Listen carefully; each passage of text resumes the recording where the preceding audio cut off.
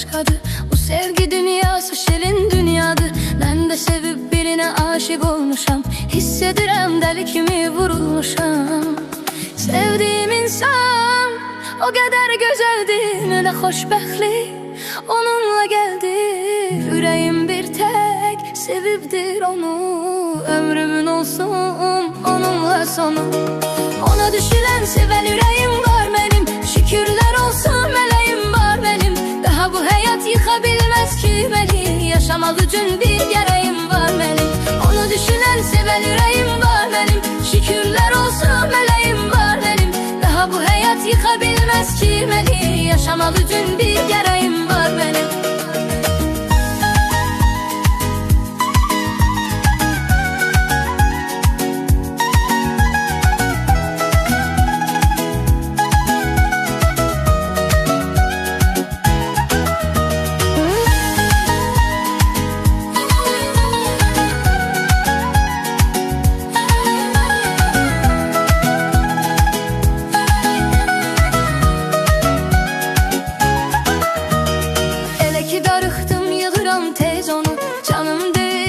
Canda telefonu Nazımla oynayır, geydime qalır.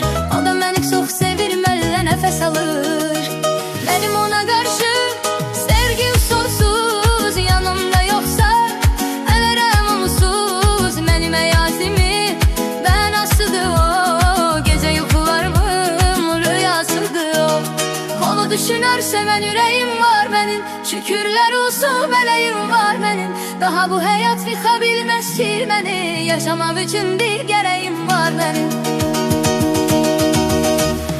Onu düşünürse ben yüreğim